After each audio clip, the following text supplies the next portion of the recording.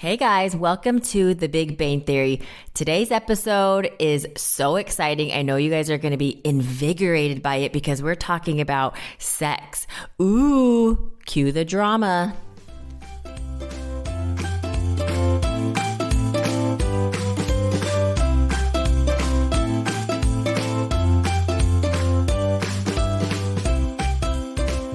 It's the topic that everybody wants to talk about, but is too afraid to. So scary. I know. Ooh. This might generate some drama in our episode or our podcast. What is it about our society that makes everyone so afraid to talk about sex? Even if you're married and you're having sex, why is everyone so afraid to talk about it? It's like the word, hey, let's talk about sex. Like we whisper it like it's a bad word or something.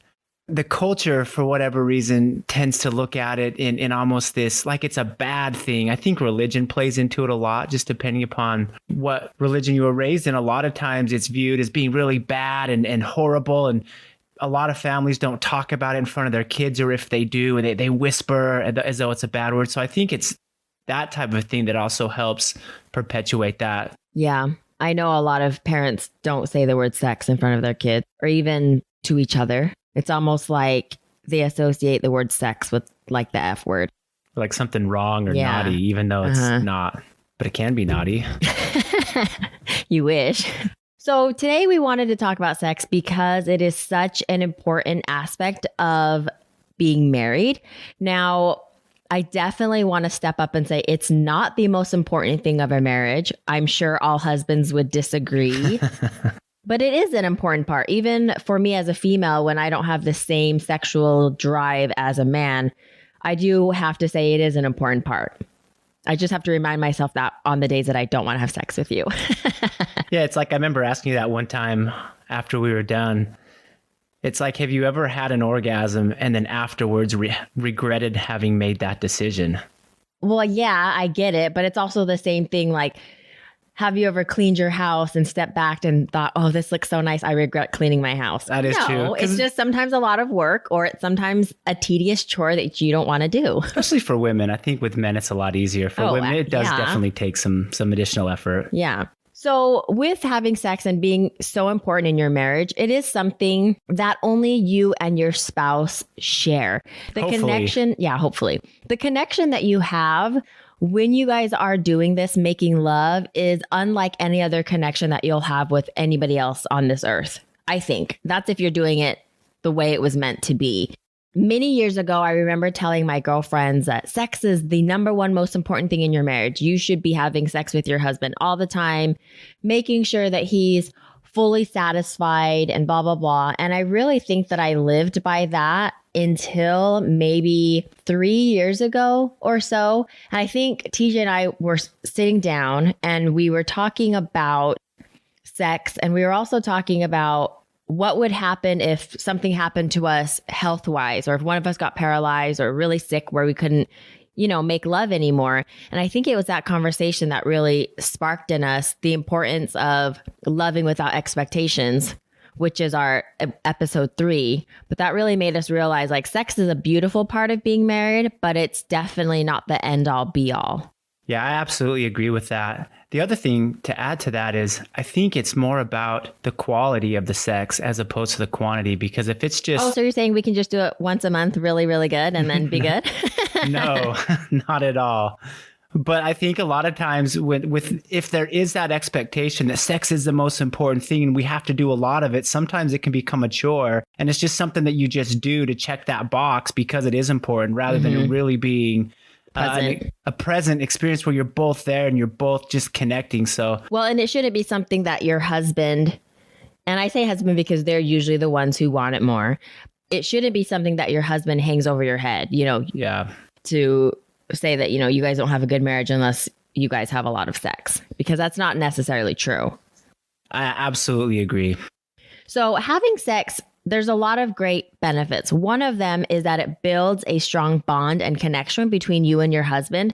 And like I said before, it is one of those things that only you two do. And so it's kind of like that really special and even spiritual, I think, if, in our situation, it's been spiritual.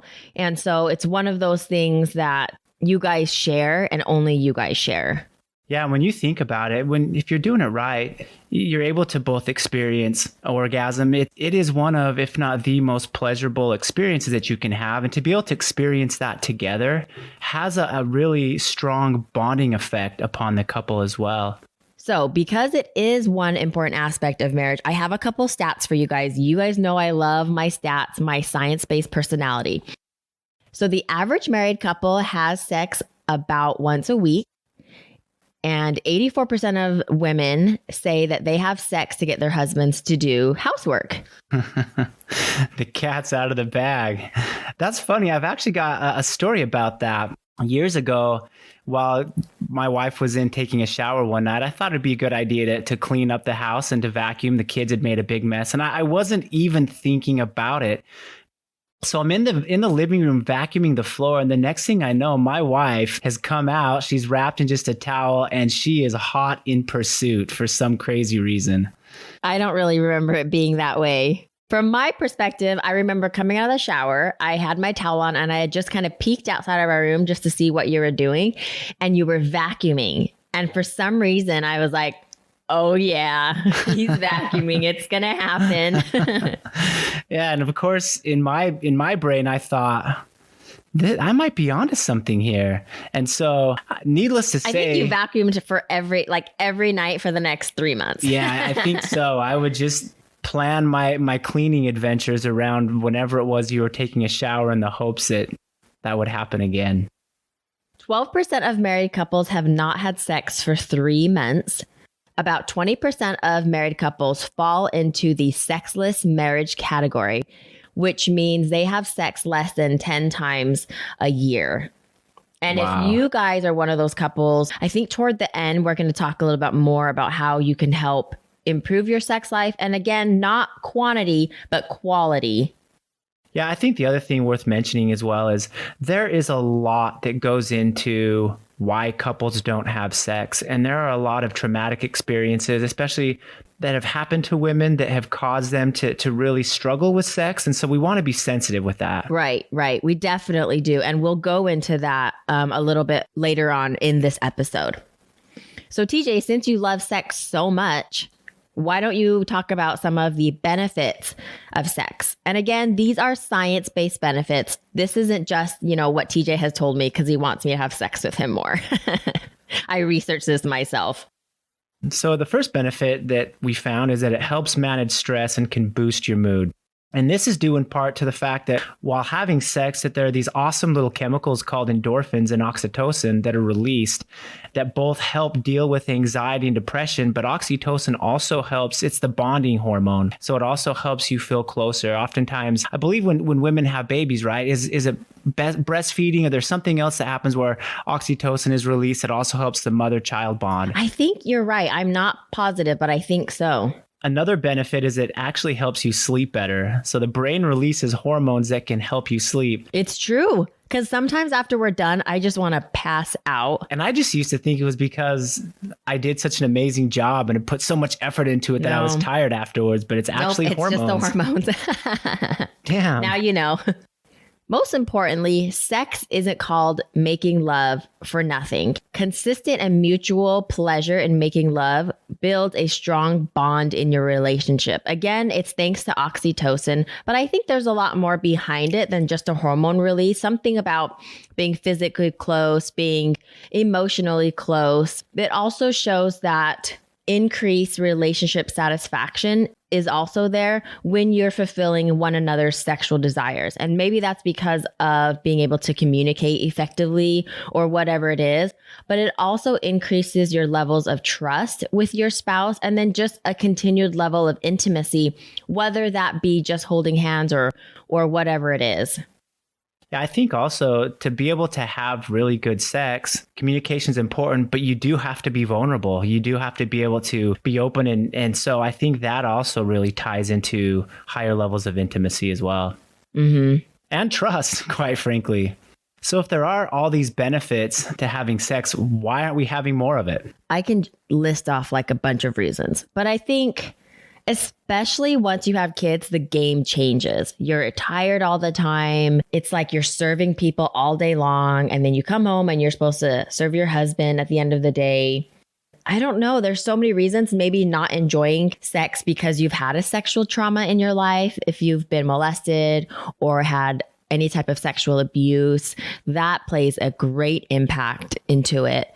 I think being raised with it being taboo as well. I know with a lot of people that I've spoken to, it's almost like their whole life they were taught it was wrong and bad outside of marriage. And there was so much taboo and guilt and shame connected to that word. And then all of a sudden you get married and it's just magically okay. Well, you get this piece of paper. Yeah. And then all of a sudden, oh, you can have as much sex as you want. Yeah. And then all of a sudden it's like, well, whoa, but this thing that's been kind of taboo and weird and bad and wrong my whole life is now all of a sudden okay. And I think the other part too is because of all those things, we don't talk enough about how to have a healthy sexual relationship. And I think women are really afraid to want to have sex. They're afraid to be sexy, or they're afraid to be horny or anything like that, which, I mean, God created our bodies to be horny certain times of the month, I think, from what I've read. And then also from myself, like when my body is ovulating, I feel like I want to have sex more. And that's just like a natural animal instinct or whatever it is. So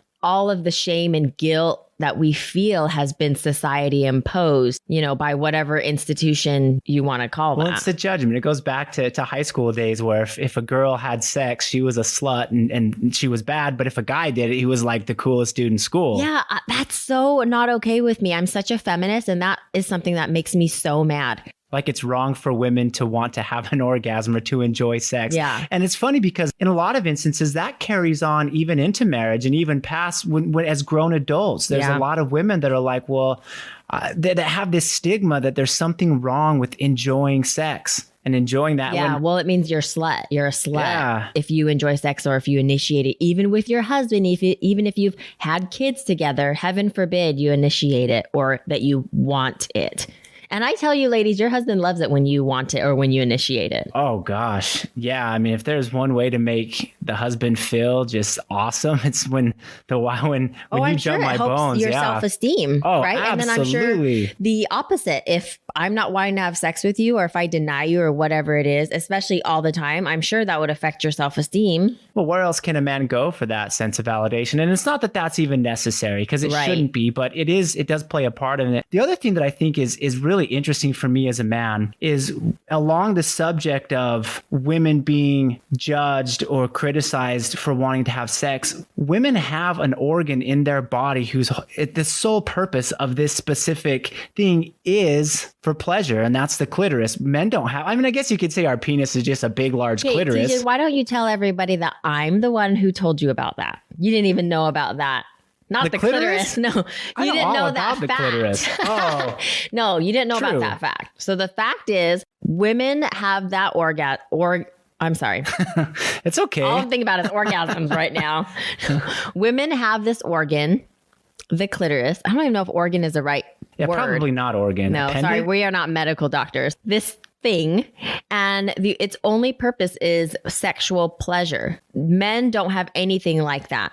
I mean, with their penis, obviously that can give them pleasure, but their penis also does other bodily functions as well, such as reproduction, peeing, urination, etc., pitching a tent, camping.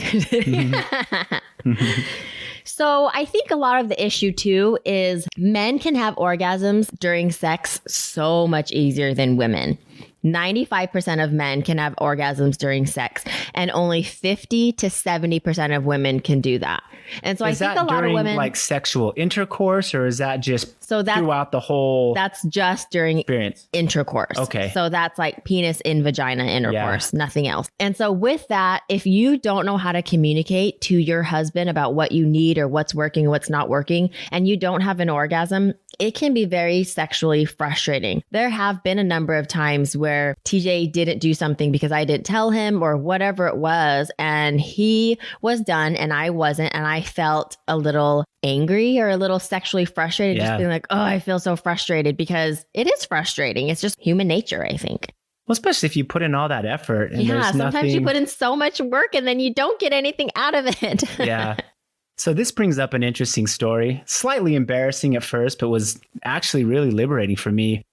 During the first couple years, well, I guess we should even back up before that. So we didn't necessarily wait till we were married to have sex. And so we got started a lot earlier. We didn't necessarily wait. No, we had sex before we were married. We had premarital sex. And it was awesome and great. But it wasn't that awesome and great.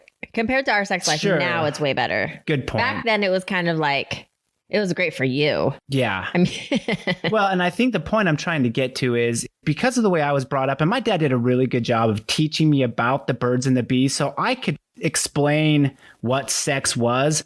But in terms of how to have sex, no one had ever really taught me how to effectively, pleasure a woman, how the female body works. And so the only real exposure to that I ever had was pornography or videos that I had seen, or, other people telling stories who probably had no clue either. And so for the first... You probably learned from other teenage boys, which, they don't know anything. I really didn't have any friends that were having sex. I mean, we all talked about it, but, so for the first couple years in our while we were having sex, I was still very observant. And I was trying to figure out, okay, what is she like? Well, in the videos I'd seen that they like this or that. And so, which those videos are just BS because yes, women are not BS. Like that in real life. But for years, I thought I had all the right moves because my wife was a really good actor and she loved me and didn't want to hurt my feelings. But I even remember bragging to my friends, but one day she mentioned she pulled me aside and I could tell she was pretty nervous to have this conversation with me. And she finally told me, honey, I've never really experienced an orgasm with you. And all those times, I mean, these weren't the exact words. That's not what I said. You had. What did you say? I said that I had been faking them sometimes. Oh, faking them sometimes. Yeah, it's not that I'd never experienced an orgasm with you. Either way, it was interesting because in one moment I felt like I had been kicked right in the balls and I was like, ugh. But at the same time, it was really enlightening for me because that opened the lines of communication, because the whole time I was doing things and then I was watching how she reacted. And if she was responding like she liked it, I thought I was doing the right thing. Well, and there were a lot of things that I didn't like, but I didn't want to say anything because I didn't want to hurt his feelings. Yeah. Or there were things that I wish he would do, but then again, I wouldn't say anything because I didn't want to hurt his feelings. So it was all it was with good intention. Yeah. But then I would, pretend to make noises or faces or whatever. I mean, the thing is, I still enjoyed it. It wasn't like I didn't enjoy it. I just didn't have an orgasm every single time. And the other thing to talk about too is, once we had that conversation, and I think even before, if I didn't have an orgasm, TJ would feel really bad. TJ would feel, I'm not kidding, like a failure. I remember having to sit him down and tell him, hun, even if I don't have an orgasm, I still really enjoy it. There's more to it than that, like our connection physically, emotionally. I think that's still something that you can struggle with. Because I usually have one every time we have sex, but sometimes I don't. And then sometimes I'm so tired, I don't even care. Yeah. But you will feel so bad the next day. It's not so much that. Again, there's still that part of me as a man that's like, I want to feel like I pleasured my woman and that I did a good job. I think it's also a part of you that's not selfish. You want to make sure if you're getting something out of it, that I get something out of it. So I don't think you're doing it from like a pride point of view. I think you're doing it from a point of view, you want to make sure that I'm satisfied as well. Yeah. So I think the big takeaway from this is communication is so important. And as part of that as well, and maybe I'm the wrong one to say this, but I think it's important that as a woman that you understand and know your body well and you know what you like. Because if you don't know, how can you communicate that to your spouse? And so I don't think there should be any shame attached to that or guilt. You need to be able to really know what's going to work so that you can tell your husband. And if you can communicate that, it will make a huge impact on your sex life. What do you mean? Do you mean like masturbating? Because I don't do that, but I know what I like. Yeah, maybe it's not masturbating, but pay attention to your body. Understand, the parts of your body and what you enjoy and what you don't like. It could be something as simple as being kissed on the neck or certain parts of the body, but just understand, know that much about yourself so that you can then communicate to your spouse. So I think what you mean is know what you like and then tell your husband what you like. Because like I said, there is no problem with masturbation. I just don't. It's not my thing. But I do know what I like as far as I love being kissed on the neck. It's like an erogenous spot for me. Yeah. I love, I can't even think about what I like, but then I know stuff that TJ likes. TJ like loves making out, which I don't like, but I do it for him. And so being able to know what you like and what you don't like so that you can talk about it when you're not having sex, but then also when you are. Like, I think if you talk to your spouse outside of when you're having sex, then there's no guilt or anything like that. The other thing I would add is if you can have this conversation about sex with your partner, because of the vulnerability that comes along with it, I think it can also benefit your communication in other aspects of your marriage as well. I think it'd be important to get your perspective. Like, how should a wife approach their husband if she needs to talk to him about things that she doesn't like or things that she wants to try out? What would be the way that would least damage your manlyhood, if possible?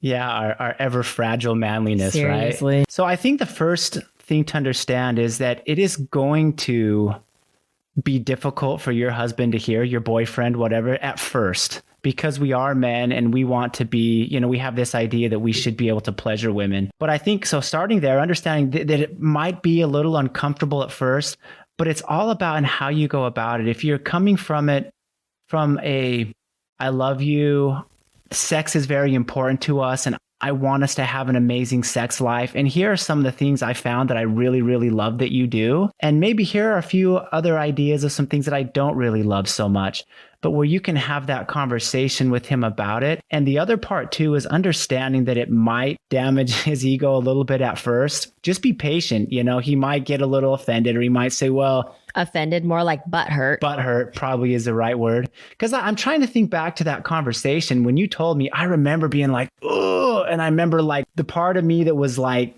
upset or hurt was like, well, but it's your fault because you were pretending and I was just doing what I thought. And so that may happen, but just understand if you come at it from the standpoint that our sex life is really important to us. And I want to make sure that it's a great experience for both of us, and maybe start with the things that he does that you really, really like first. And then maybe ask him, well, what are the things that I do? So you can ask him, what do you like? But then from there, you can then steer into, here's some of the things that I don't really love, etc.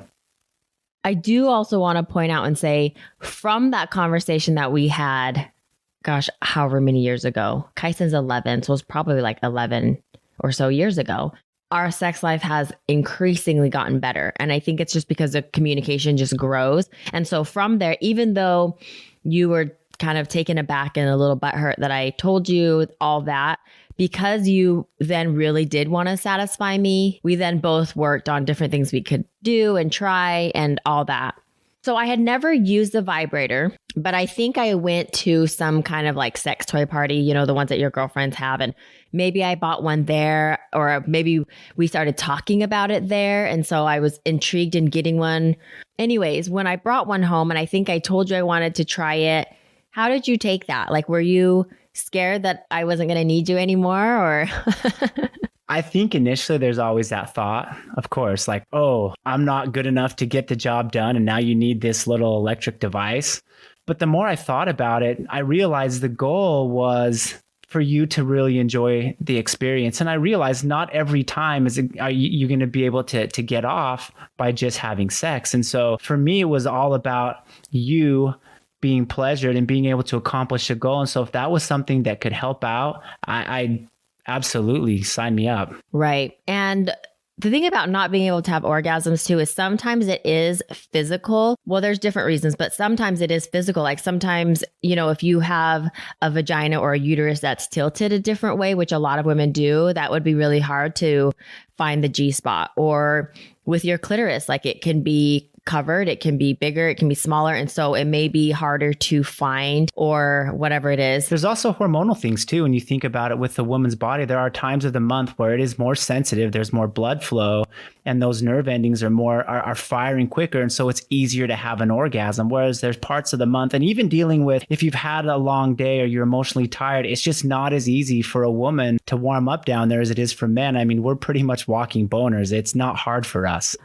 So some of the stats that I found was that 53% of American women use a vibrator. I don't know if that's specifically during sex or, outside of sex, but more than half of American women have them. So if you're thinking about getting one from someone who never had one to having one, they're awesome.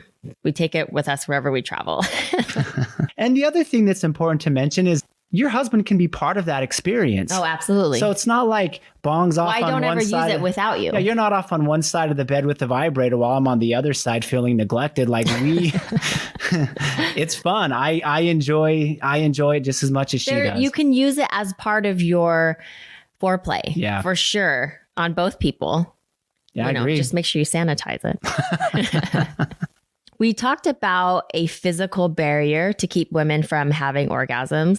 Another barrier would be the emotional side, which could either be temporary as far as you're just tired, you've had a long day, or just recently you're like that, or it can be from sexual trauma from something that has happened to you. Yeah, and there's nothing wrong with you. You didn't do anything wrong. You didn't deserve what happened to you, but you do deserve to have a healthy sex life. And if that's something that's staying in the way of that, then there is help out there, and you can heal from that and be able to have that great sex life with your spouse. Mm-hmm.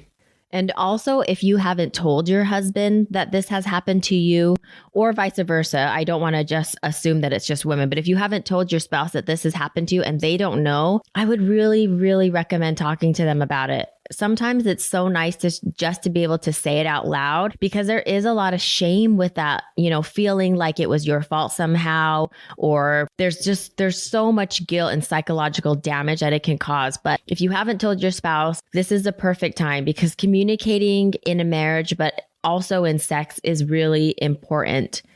Yeah, I agree. For me, I remember when that first came out, obviously as a husband, and I as was a man, embarrassed to tell you. You were embarrassed, but then there was that part of me that was like, who was it? Who was it? I'll kill him, because there's that part like, that's my wife. But I realized it wasn't about that, and my heart broke for you, because I realized that was an experience, something that had happened to you that had really affected you. And so I think being able just to stand by, and I never asked you who it was. I never asked you for details. I allowed you to share, and still do, what it is, however much you want to share with me or whatever you want to share. But I love you through it and support you through it, and understand it's something that you've got to heal from, and you've done an amazing job. Well, and you don't take offense if something happens while we're having sex and I get a flashback.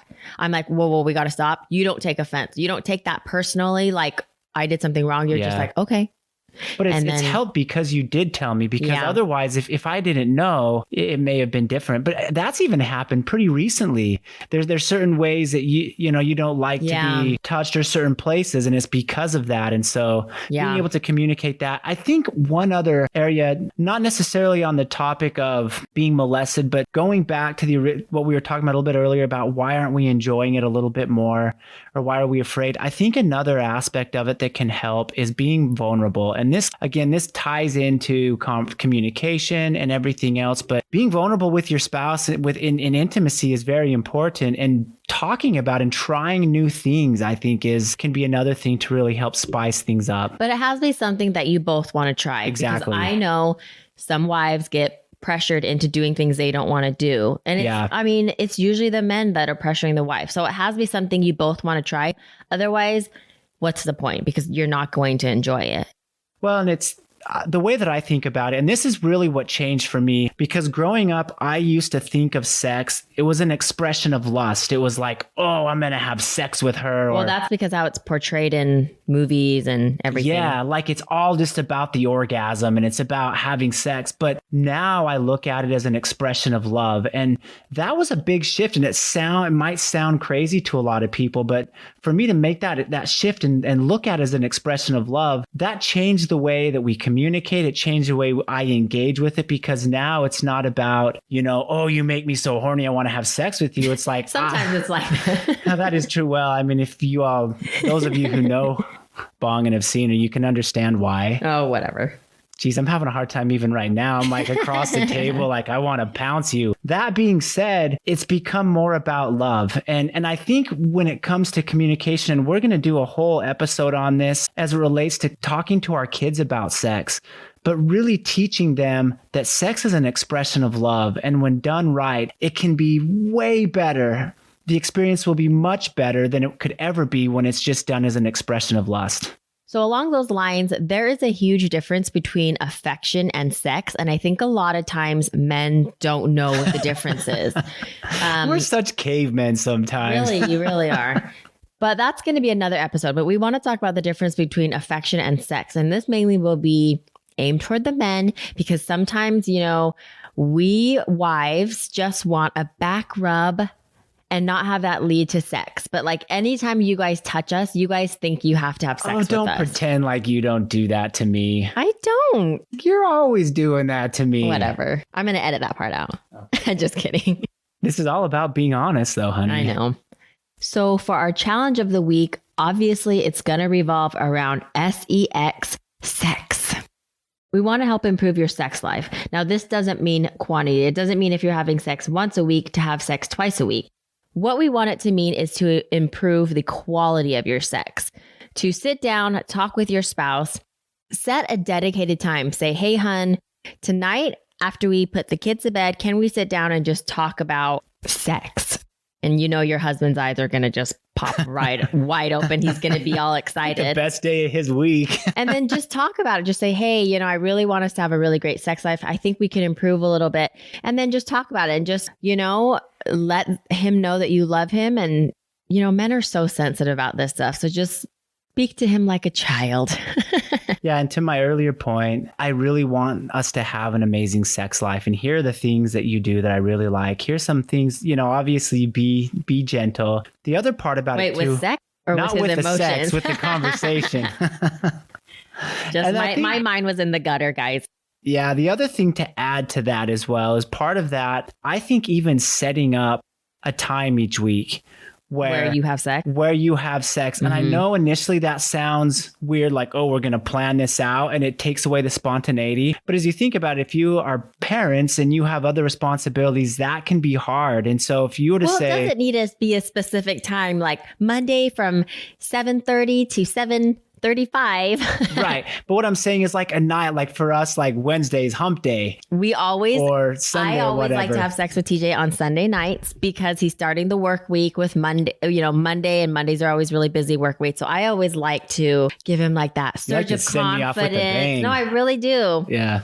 And then middle of the week, and then sometimes if we get a little crazy. Steam, yeah. But again, I think it's just setting that time aside, and your husband will really appreciate this. And I think you'll find by doing this that he might actually start helping out in other ways that he hadn't been helping prior to that. Yeah, I feel like you can't help but subconsciously, when you're being satisfied, you can't help but want to satisfy the other person, not just sexually, but helping them out in whatever way that they need as well. To wrap up the challenge of the week, set aside some time to sit down with your spouse, have a conversation with them about your sex life and some areas that you're really happy about and some areas you think you could improve, and then set a time each week, not necessarily an exact time, but set a day or a night each week dedicated to you and your husband just spending that time being intimate with each other. And just something that I was thinking about was, man, what if this was the last time you ever got to make love to your spouse? What if they were to die tomorrow and the last time you had sex was just like, I'm not saying every time has to be amazing. Every time is not amazing with us. And TJ struggles with that sometimes. But the next time you guys have sex for the challenge of the week, imagine if this was the last time. And it will dramatically change the way you have sex that night or the way you make love, because it really will be about making love. We hope you learned something about sex this episode, and we hope we didn't gross you out with our little perverted comments here and there. Sorry, Mom, if you're listening. Sorry, Cindy. It's not my fault. We've only had sex 3 times. Only 3 times for our 3 kids. Thank you so much for listening. We really hope you guys can take some of this information and help improve your own sex life. If you guys like this episode, please leave us a review. It really helps us grow and reach out to more people. Have a great week. Have a sexy week. Yes.